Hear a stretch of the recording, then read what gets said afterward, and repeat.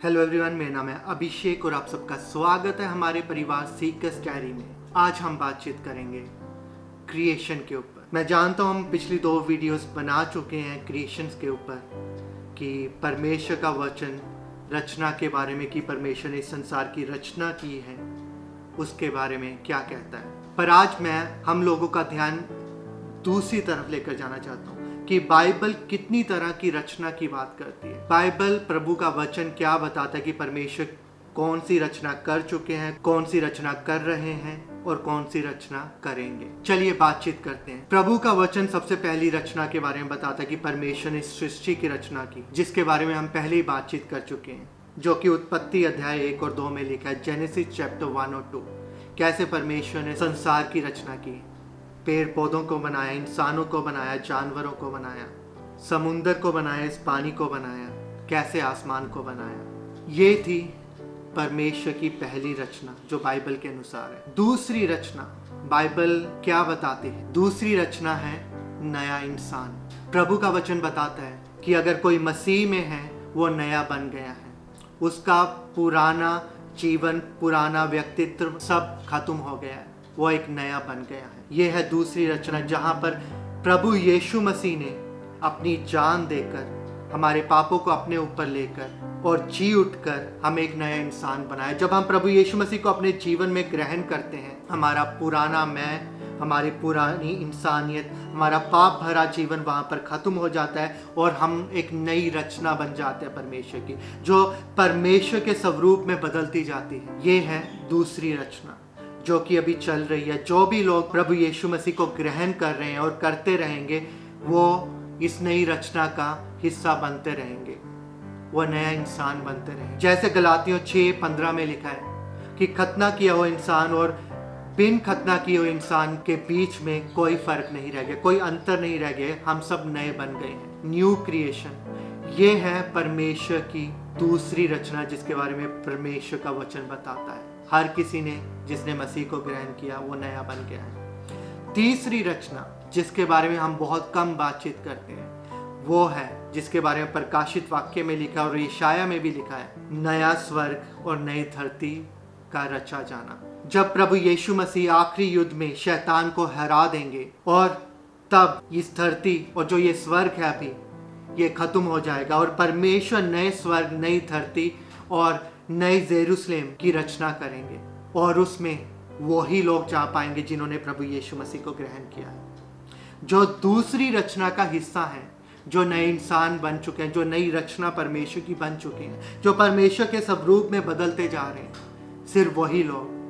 पहली जो रचना है उसमें सब चीजों की रचना, उसमें सब भागी हुए हैं। दूसरी रचना में सिर्फ वही भागी हुए हैं जिन्होंने प्रभु यीशु मसीह को ग्रहण किया।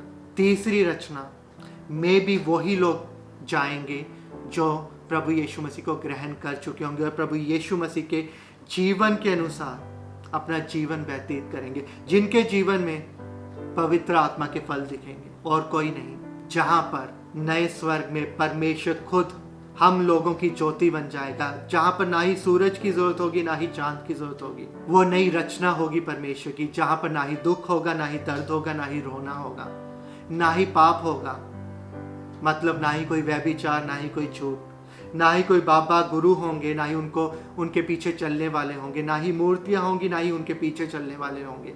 सिर्फ वही लोग जिन्होंने प्रभु यीशु मसीह को ग्रहण किया है, जीवन में अपनाया है, अपने पापों का अंगीकार किया है और जिनके जीवन में प्रभु पवित्र आत्मा के फल दिखते हैं, वही लोग। मैं उन लोगों की बात नहीं कर रहा जो सिर्फ नाम से अपने आप को मसीह कहते हैं।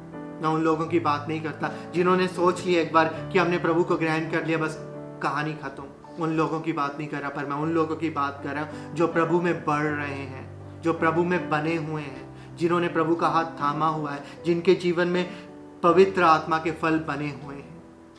क्योंकि बाइबल साहब बताती है जो पेड़ फल नहीं लाएगा उसको काट दिया जाएगा और आग में फेंक दिया जाएगा। ये विश्वासियों लोगों के लिए। हम पहली रचना का हिस्सा बन चुके हैं, दूसरी रचना का हिस्सा बनना अब हमारे हाथ में है। तीसरी रचना का हिस्सा हम तभी बन पाएंगे जब हम दूसरी रचना है, एक नया इंसान बनना है, प्रभु यीशु मसीह को ग्रहण करने के बाद वो बन पाएंगे। जैसे प्रभु के दास जे राइल्स ने कहा, हम सब सदा का जीवन जिएंगे। पर फर्क ये होगा कि प्रभु के लोग स्वर्ग में जिएंगे और जिन लोगों ने प्रभु को त्याग दिया है वो स्वर्ग में नहीं होंगे, वो नरक में होंगे। तो आप कहाँ होंगे? क्या आप तीसरी रचना का, जिसकी परमेश्वर रचना करने वाला है, वो नया स्वर्ग नई धरती जहाँ पर परमेश्वर खुद मौजूद होगा, हिस्सा बनना चाहते हैं? क्या आपकी ये इच्छा है? तो अभी वो मौका है जब आप उसकी दूसरी रचना का हिस्सा बन सकते हैं, एक नया इंसान बन सकते हैं। जिन लोगों ने प्रभु यीशु मसीह को ग्रहण कर लिया है, उन्होंने अपने सारा पुराना जो जीवन था उसको त्याग दिया। वो जो मैले पाप के कपड़े थे उनको उतार दिया है। उन्होंने नए कपड़े पहन लिए जो प्रभु ने उनको दे दिए, जो पवित्र हैं, जो सच्चे हैं। नई रचना का हिस्सा बन जाएं और उस पुरानी क्रिएशन का हिस्सा मत बने रहें। पहली रचना इस सृष्टि की रचना, दूसरी रचना एक नए इंसान की रचना, तीसरी रचना नए स्वर्ग नई धरती नए जेरूसलेम की रचना, जहाँ पर हम लोग परमेश्वर की हजूरी में रहेंगे, जहाँ पर परमेश्वर का तंबू होगा। ये सवाल मैं आपके पास छोड़ता हूँ, आप कौन सी रचना का हिस्सा बनना चाहते हैं? क्या आप पहली ही रचना का हिस्सा बने रहना चाहते हैं या आप अगली दो रचनाओं का हिस्सा बनना चाहते हैं? भाइयों और बहनों, अंत में एक ही जगह है, स्वर्ग या नर्क। और नर्क वो नहीं है जहाँ पर शैतान यमराज राज कर रहा है, हम दुख उठा रहे हैं, जहाँ हम अपना नॉर्मल जीवन जी रहे। नहीं, नर्क वो है जहाँ पर आग है, जहाँ पर तड़फ है, जहाँ पर प्यास है, जहाँ पर हम कुछ नहीं कर पाएंगे, हमारे पास कोई दूसरा मौका नहीं, जहाँ पर रोना है, कुड़कुड़ाना है, दर्द है, दुख है, जिसको हम कभी नहीं बदल पाएंगे। या स्वर्ग का हिस्सा बनना चाहते हैं, जहाँ पर परमेश्वर है, आनंद है, शांति होगी, जहाँ पर प्रभु के लोग होंगे, जहाँ पर प्रभु के प्रेम में हम जिएंगे। और इस स्वर्ग की ओर हमें और कोई नहीं लेकर जा सकता, ना ही कोई गुरु, ना ही कोई पापा, ना ही कोई मूर्ति, ना ही कोई बनी बनाई कहानी। सिर्फ प्रभु यीशु मसीह ने खुद कहा, मैं ही मार्ग हूँ, मैं ही सत्य हूँ, मैं ही जीवन हूँ। प्रभु यीशु मसीह ही मार्ग है स्वर्ग जाने का, वो ही सच्चाई है, सच्चे परमेश्वर है, और वो ही अनंत जीवन है, स्वर्ग का जीवन। फिर से आप किस रचना का हिस्सा बना रहना चाहते हैं, ये आपके ऊपर है। इन तीन रचनाओं के बारे में बाइबल में लिखा हुआ है। परमेश्वर आप सबसे प्यार करता है, हम आप सबसे प्यार करते हैं। प्रभु आप सबको आशीष दे। शालोम।